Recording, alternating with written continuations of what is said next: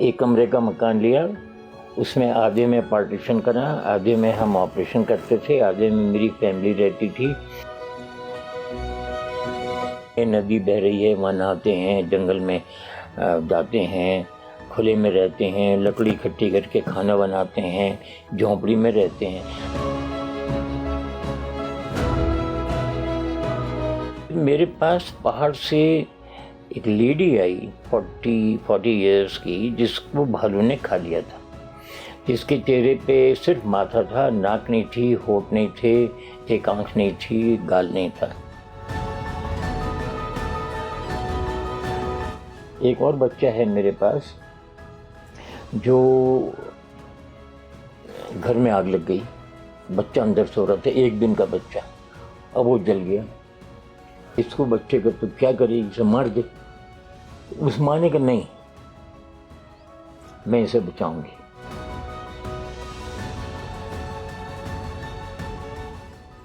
उसका बच्चा जब 2 दिन का था तो बिल्ली उसकी नाक खा गई और इधर का फेस खा गई। तो वो एक 4 दिन की प्रेग्नेंट लेडी, जच्चा बच्चा, बर्फ में 4 फुट बर्फ में चली बच्चे को लेकर, पैदल 4 दिन के बच्चे को लेके वो लेडी पैदल पहाड़ में बर्फ में चल के सड़क पर आई, वहां से जीप पकड़ी, फिर मेरे यहाँ आई। देहरादून में जहां एक तरफ इतनी भीड़ भाड़ और शोर शराबा है, वहीं दूसरी तरफ यहाँ के जंगलों के बीच बसी है एक अनोखी दुनिया, जिसका नाम है जंगल मंगल। ये वही दुनिया है जो जख्मी चेहरों को पहचान देती है और उनके हौसलों को उड़ान। उत्तराखंड, जिसे आपदाओं का प्रदेश भी कहा जाता है, बाढ़ आना, बादल फटना, लैंडस्लाइड होने जैसी तमाम आपदाएं तो यहाँ होती ही है, लेकिन वाइल्ड लाइफ ह्यूमन कॉन्फ्लिक्ट भी यहाँ एक बड़ा इशू है। साथ ही हर साल यहाँ ना जाने कितनी फॉरेस्ट फायर होती है। कई बार तो फॉरेस्ट फायर की चपेट में पूरे गांव के गांव जल जाते हैं। अभी हाल ही में मोरी ब्लॉक के सावणी गांव में लगी आग में 25 परिवार बेघर हो गए थे। उत्तराखंड में हर साल हजारों से ज्यादा लोग फॉरेस्ट फायर का शिकार बनते हैं। सैकड़ों लोग भालू, बाघ, गुलदार जैसे जंगली जानवरों का शिकार होते हैं। आग से झुलस जाने के बाद और जानवरों के शिकार से घायल हो जाने के बाद ये लोग अपना आत्मविश्वास खो देते हैं।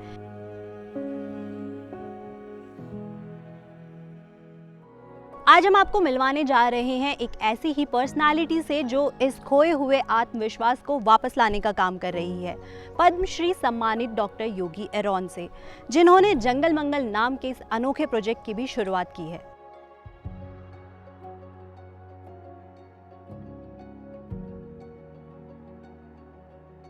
डॉक्टर योगी की बात करें तो लखनऊ से अपनी पढ़ाई पूरी करने के बाद उन्होंने अमेरिका में कई सालों तक प्लास्टिक सर्जरी में काम किया।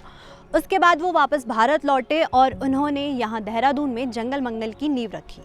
जंगल मंगल वो जगह है जहाँ डॉक्टर योगी गरीब और ज़रूरतमंद लोगों का मुफ्त इलाज करते हैं। खास तौर पर जलने के शिकार लोगों के लिए ये जगह किसी वरदान से कम नहीं। तो आइए जानते हैं इस अनोखे प्रोजेक्ट जंगल मंगल को और उस इंसान की कहानी को जिसने इसे मुमकिन बनाया।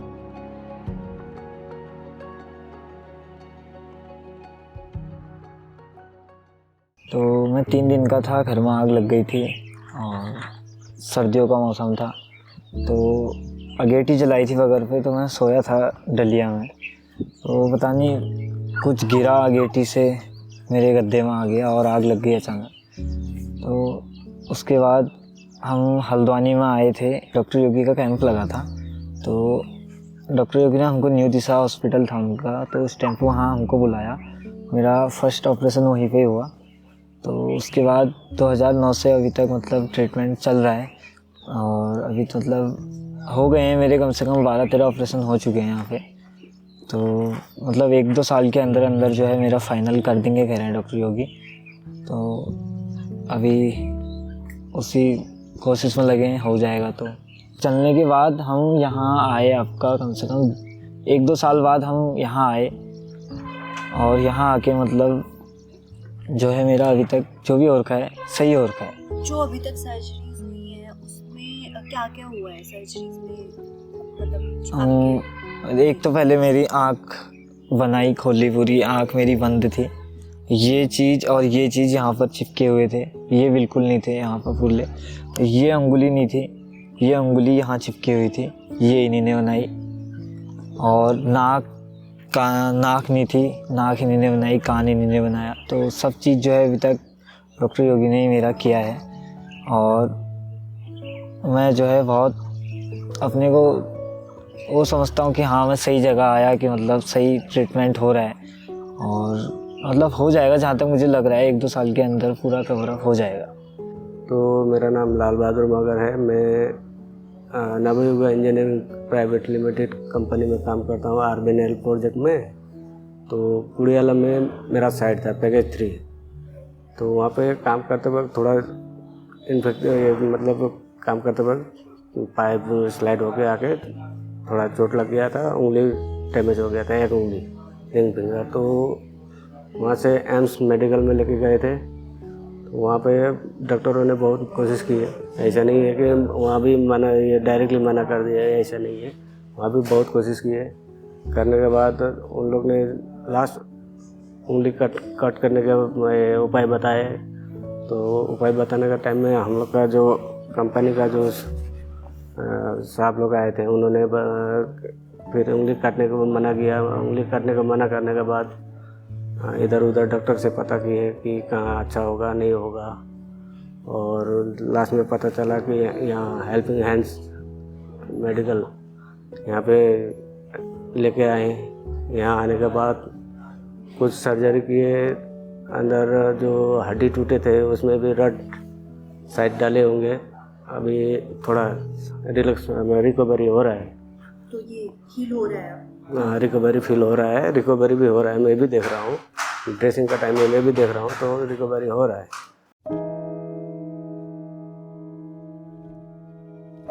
प्रगति में बहुत मामूली परिवार जो खेती करते थे उनके घर पैदा हुआ 16 सितंबर 1937। फिर हम लोग लखनऊ में आए।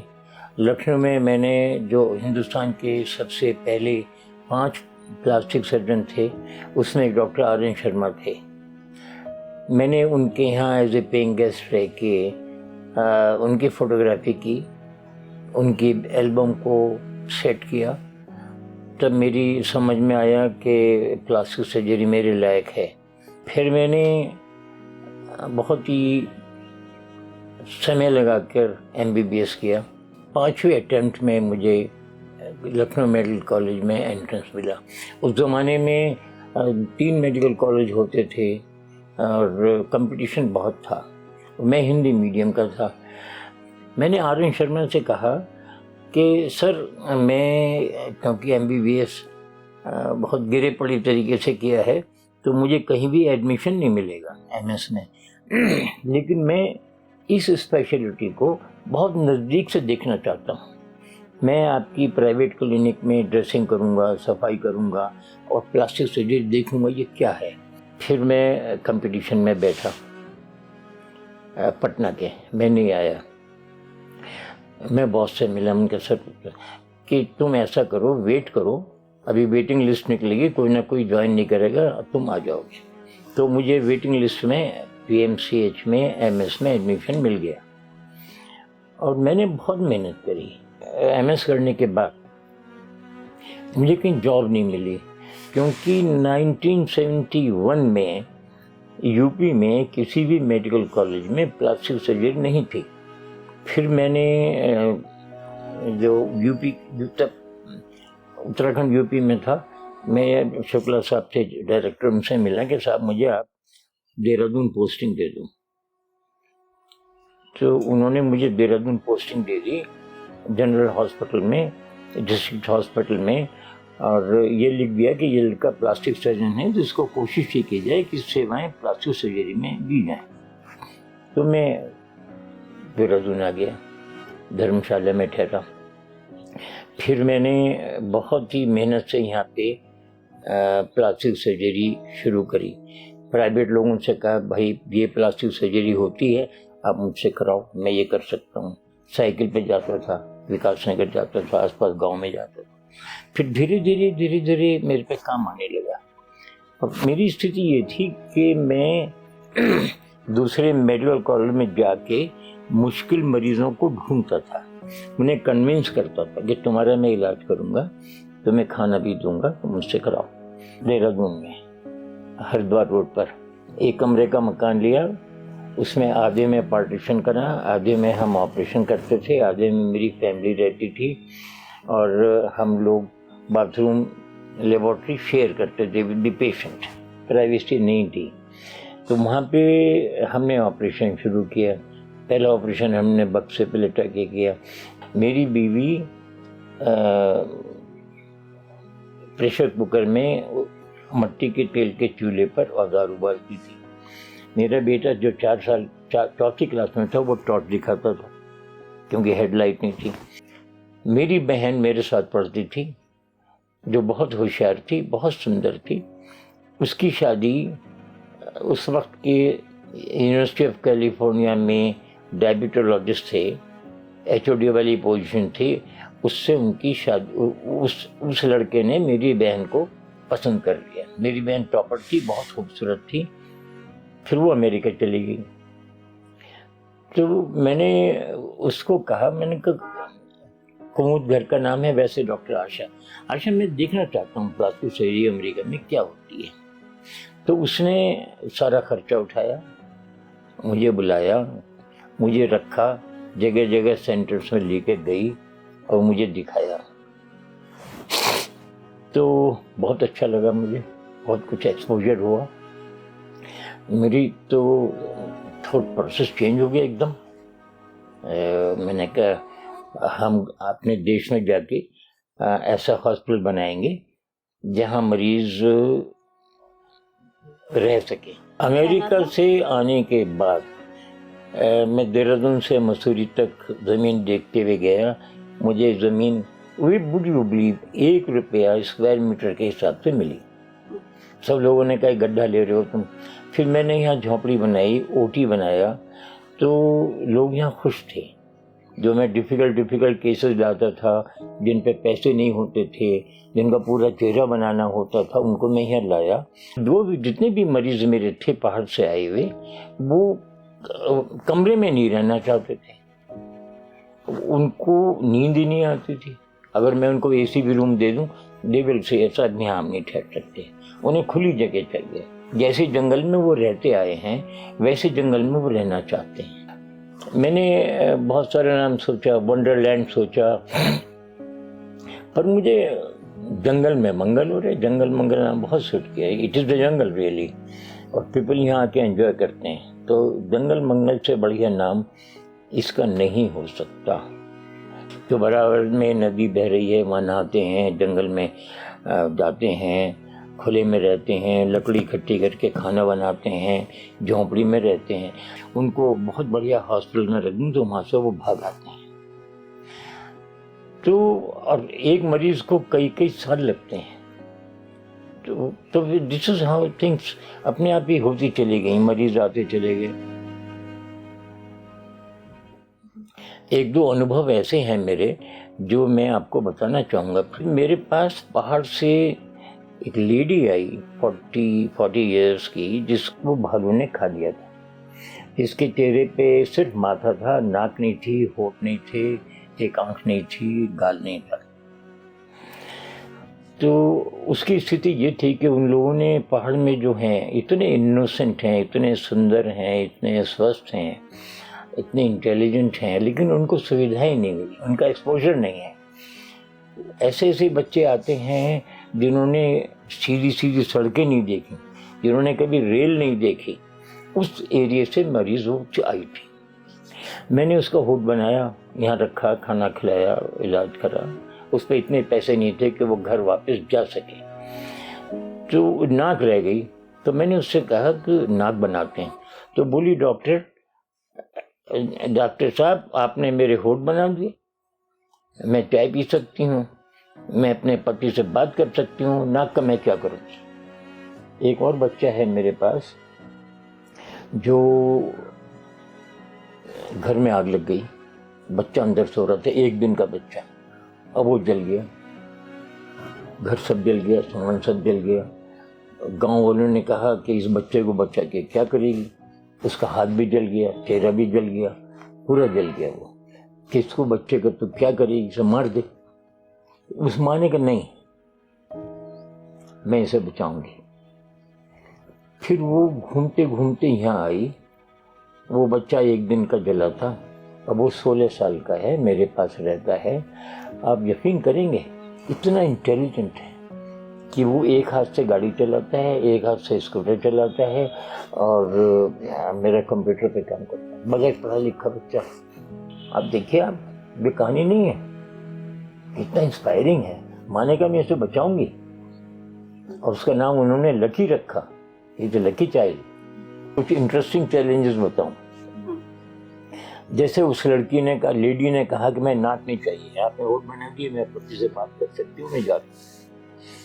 ऐसी एक पेशेंट आया, साहब आप प्लास्टिक सर्जरी करते हैं, प्लास्टिक कहाँ लगाई दिखाइए। तो ये चीज़ें हैं जो याद रहती हैं। मैंने उससे पूछा, भाई तुम्हारे चोट कहाँ लगी, दिखाओ, 1 घंटा घर पे। तो है, फिर इन मरीजों की हिम्मत से मेरी हिम्मत बनती है। एक लेडी है, देवाश्री नाम है उसका, जंगल में रहती है, पहाड़ में रहती है, कच्ची शराब का काम करती है, फिर whatever they have this system. उसका बच्चा जब 2 दिन का था तो बिल्ली उसकी नाक खा गई और इधर का फेस खा गई।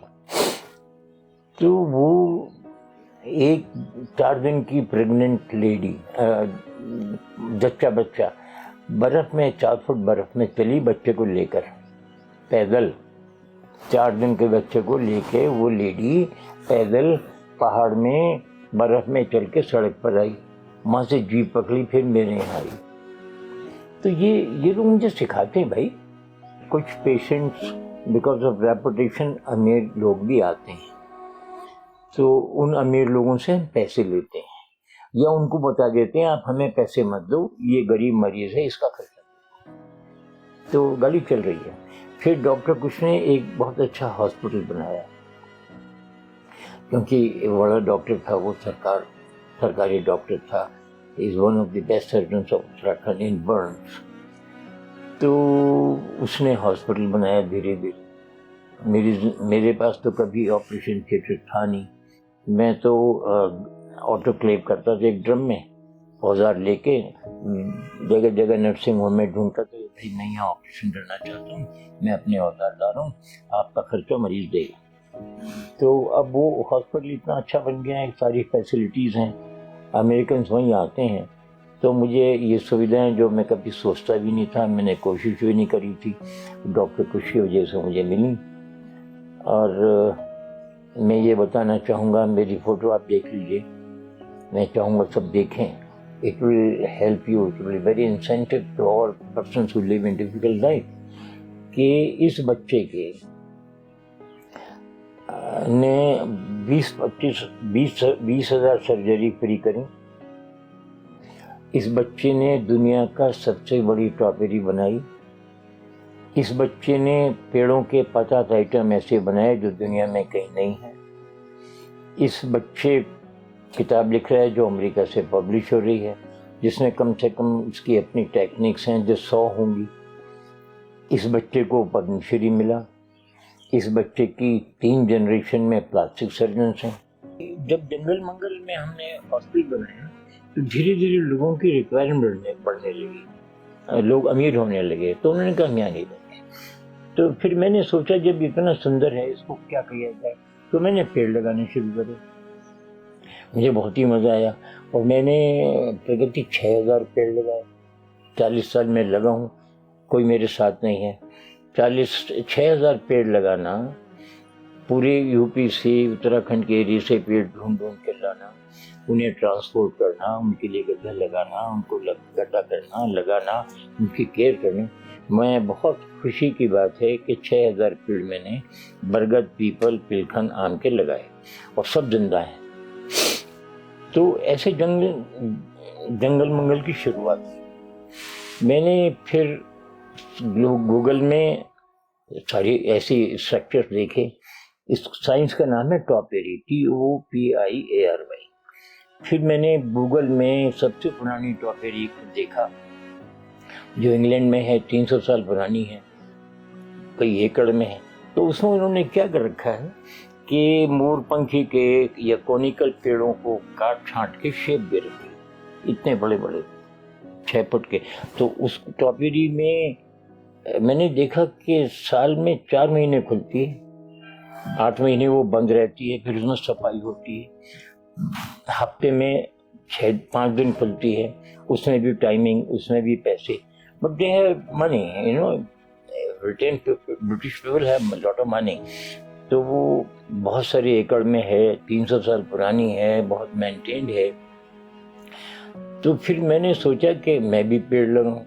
फिर मैंने ये देखा कि जितनी भी टॉपेरी हैं दुनिया में, मैंने सारी देखी, सब ऑर्नामेंटल हैं।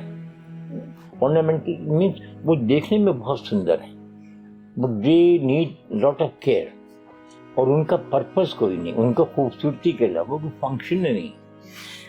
तो मैंने देखा कि हम छोटे छोटे पेड़ों को शेप करने की बजाय हम बड़े पेड़ों को शेप क्यों नहीं करते। तो फिर मैंने एक गोले में छोटे छोटे 60 फुट की रेडियस में छोटे छोटे बरगद के पेड़ लगाए। वो बड़े होते गए, मैंने उन सबको जोड़ दिया। वो इतने डंडी लगी थी, इतने मोटे मोटे हो गए। फिर मैंने उनको पर लिंटर डाल दिया, तो दुनिया में कहीं नहीं है। लोगों ने भी कहा ऐसा कैसे हो सकता है, पेड़ के ऊपर तुम लिंटर डाल रहे हो, फिर उसको उठा देंगे। कुछ नहीं हुआ। तो वो दुनिया का पहला स्ट्रक्चर है जिस पर बरगद के पेड़ों के ऊपर 6 इंच मोटा लिंटर डाला गया। तो this is how, you know, मज़ा आया मुझे। फिर मैंने बहुत सारी शेप बनाई। फिर मुझे पता लगा, मैंने दुनिया भर की टॉपेरी देखी। फिर मुझे पता चला मेरी टॉपेरी की दुनिया में सबसे बड़ी, जो बिगेस्ट टॉपेरी है उससे 10 गुना बड़ी है। तो मैं अब लगा हूँ, लेकिन सिंगल हैंडेड, कोई सपोर्ट प्रोफेशनल नहीं।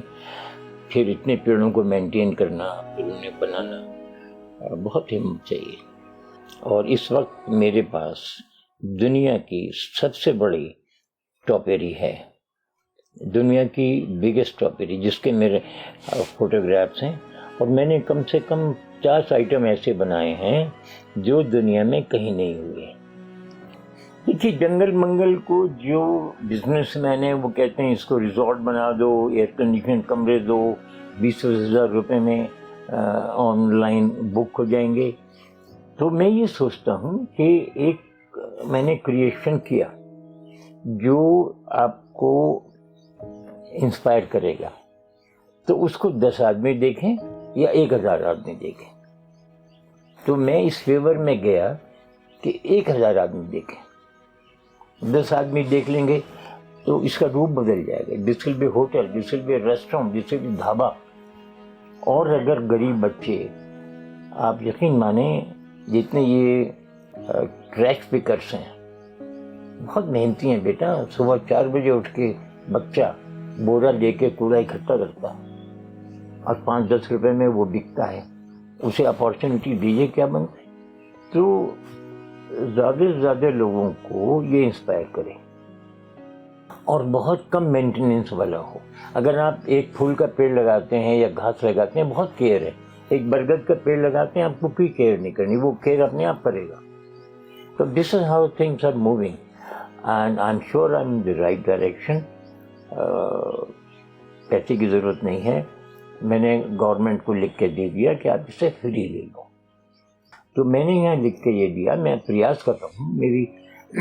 मैं चाहूँगा कि आप, मेरी बात गडकरी साहब से भी हुई, तो मैं चाहूँगा आप अगर ये सब मेरी इंफॉर्मेशन, क्योंकि उन तक पहुँचना मेरे लिए संभव नहीं है, दिल्ली जाओ वेट करो, तो उनको मैंने ये ऑफ़र किया था कि आप इसे राष्ट्रपति पार्क बना दो। किसी प्राइम मिनिस्टर का नाम दोगे तो गवर्नमेंट पार्टी का टैग लग जाएगा, और इसको ओपन कर दो और फ्री कर दो। लेकिन शर्त ये है कि जो गवर्नमेंट आती है वही कहती है पेड़ क्यों लगा दिए, यहाँ पर बिल्डिंग बनाए। उसका मुझे डर लगता है। तो उसका मैं आपसे हेल्प चाहूँगा कि एक MOU आप बना दूँ। गवर्नमेंट तैयार है या मैं उनको तैयार कर सकता हूँ।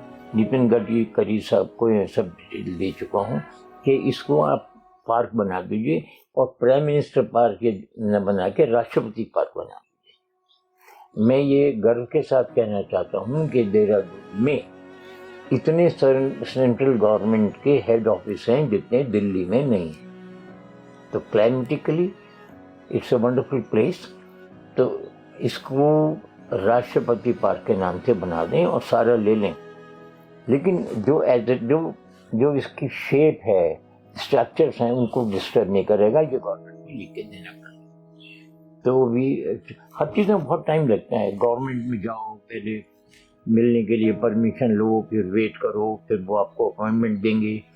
तो I think I would like to do it. I would like to give it free to the government. तो यहाँ जो क्लाइंट आएगा वो बच्चे आएंगे मोस्टली, क्योंकि देहरादून में स्कूल्स हो, और जहाँ मेरा जंगल मंगल है वहाँ से 25 लाख टूरिस्ट एनुअली पास होते हैं।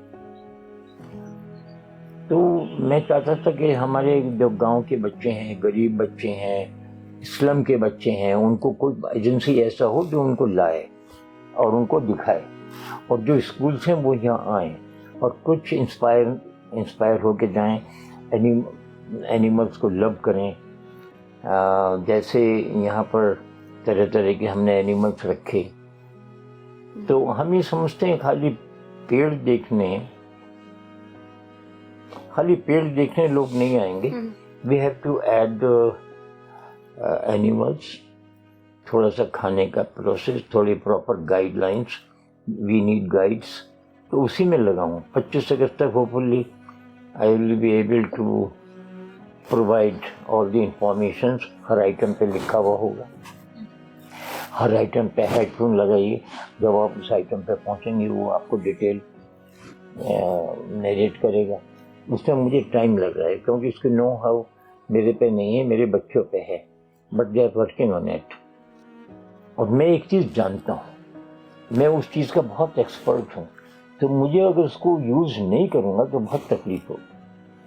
अगर आप मुझे मंत्री बना तो क्या करूँगा यार? I am happy with my patients and with my plants.